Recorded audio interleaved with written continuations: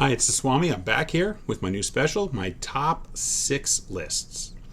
The top 6 will vary from team to team, sport to sport, but we're going to start out with my top 6 least favorite Phillies.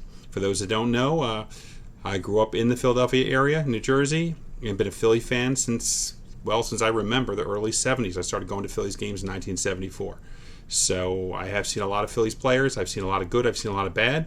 And my dislike can be for a variety of reasons, which I'll, of course, explain to you. Not always because of the actual play. Sometimes it might be the personality of the player. It will vary. But we're going to start out really quick here with number 6. Number 6, which is Darren Daulton. Yes, I know. You can start ripping me now. I did not like Darren Daulton from the 80s into the Macho Row days. Why didn't I like Darren Daulton? There's a couple reasons. First of all, he was horrendous in the 80s. Watching him play was just brutal. He finally put it together in 92 and 93. He had his only 2 really good seasons in the major leagues. The guy only had, I think, 150 home runs. I still remember sports radio talking about how Darren Daulton should be in the Hall of Fame. You know, Mr. Macho Row, who said the team couldn't win wearing blue hats in 1994. Darren, rest in peace. I understand that, he's passed and it's a shame. It doesn't mean that I like him any more or any less, because that's not how it works with the Swami. So number 6 is Darren Daulton, of my least favorite players. And number 5 was a guy I didn't mind while he was here. It was Jason Worth. Jason Worth and his corkscrew strikeouts was a very good player. He was a good player. He went to free agency and he took a lot of money, and I respect that. My buddy and I were talking, thinking that Worth might get, 4 years, $60 million, maybe $65 million. Maybe the Phillies should be negotiating. Of course, the Nationals gave him 7 years, $119-ish million. It was incredibly ridiculous. Not to mention he has never hit 100 RBIs and only had one 30 home run season. Not to mention a ton of injuries. But of course, most importantly, was the ridiculousness of the comments he made, because he came back to Philly. The fans booed him. Go figure, Phillies fans booing a former Philly. And he had to make comments negative to the Phillies fans. So the Swami never forgets. I'm sure the rest of the fans will cheer him when he goes on the Wall of Fame. I will not. Number 4, Phillies, is Terry Francona. Of course, I know he didn't play here, but he was brutal. He was horrible. He did not know how to manage. He got the job because Michael Jordan said good things about him, and the front office was afraid that they would lose him to somebody else when he became available. He was terrible. His most wins he ever had here was 77. Yes, I know, his roster was terrible also, but he was terrible. Look up how many times he would rest, for example, the leadoff hitter, and he'd bat Kevin Sefcik in the leadoff spot. Or he'd rest the number 7 hitter, and he'd bat Kevin Sefcik in the number 7 spot. Or he'd rest the number 2 hitter, and Kevin Sefcik would bat in the number 2 spot. He did not know how to do a lineup. He would never survive in the National League. Put him in Boston.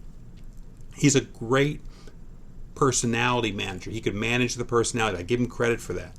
But he cannot manage the X's and the O's. Terry Francona, no doubt, was the number 4 Philly player or manager of all time that the Swami disliked. Now, number 3 is Kevin Millwood. I don't know. I could be on this one for a very, very long time. Kevin Millwood, I called him the Tin Man, because Kevin Millwood had no heart. He was brutal. That first year, in 2003, when he came here in that great trade for Johnny Estrada, I applauded that trade. I was excited. He was coming off, I think it was an 18-win season. Amazing. Oh my God, we got Kevin Millwood. We got an ace.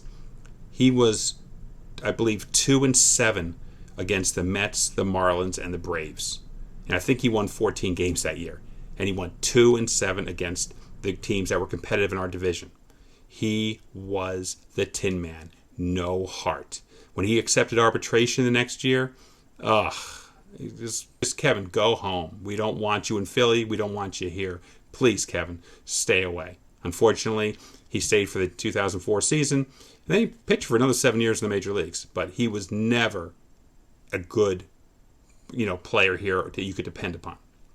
Number two, you knew he was coming. Just a question of was he going to be number one? Von 5-for-1 Hayes.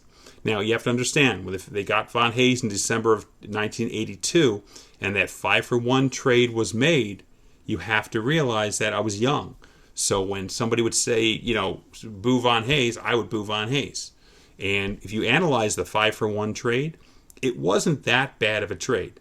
It really was prospective free agent Manny Trio, who was not coming back because they had Juan Samuel in the back in the minor league system almost ready.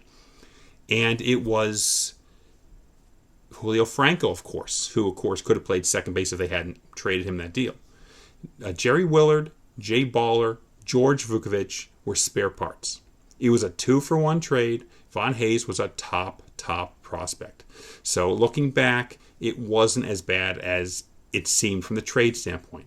But like Kevin Millwood, he had no heart. Von Hayes showed up every day, give him credit for that, but he never seemed to give it his all. It was awful. Okay? Watching him play, it just go through the motions is how I felt when I watched Von Hayes play. He was going through the motions. He wasn't putting forth his best effort.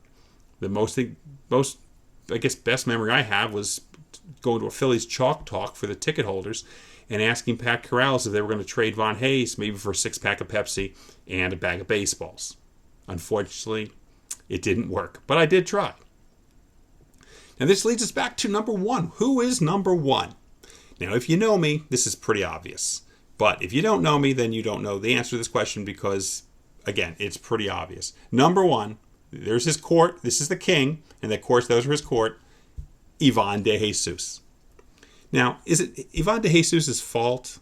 Not necessarily. He was probably not a bad guy. I'm sure that Mrs. De Jesus loved him. And I'm sure he was a good dude from that perspective.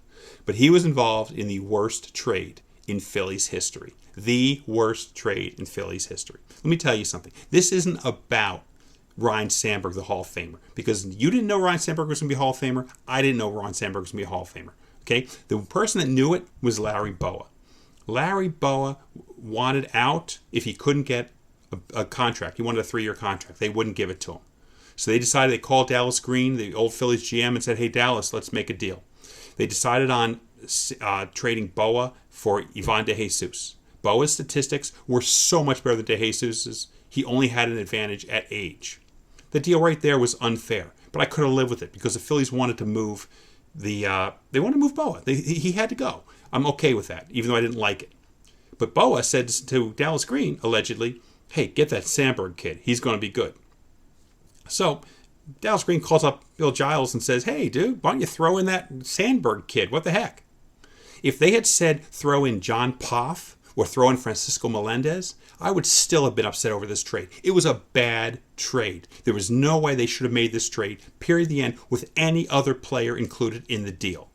Okay, so Ivan De Jesus, straight up for Larry Bowa, the Phillies got robbed. Throwing in a prospect on top of that, horrible. The fact that prospect became a Hall of Famer, even worse. The worst trade in Phillies history. That was a worse trade than you're going to get if you look up Ferguson Jenkins, which is a horrible trade. All the Cubs trades of the early to mid-'80s when the Phillies got rooked every single time. No, none of those trades were nearly as bad. We could go on and on and on. We'll be going to the Cecil Sanchez trade eventually, maybe. No, none of it matters. So anyway, these are the 6 least favorite players of the Swami from the Phillies. I hope you enjoyed this video. There'll be more to come. Tell me what you think. Do you have players that you dislike more than these guys? I hope that we don't have dislike anymore because I hope we're going to win some World Series. But it's not looking good right now. Keep your eyes open because my favorite Phillies will be following in the near future. Thanks so much for watching. And you guys, you enjoy.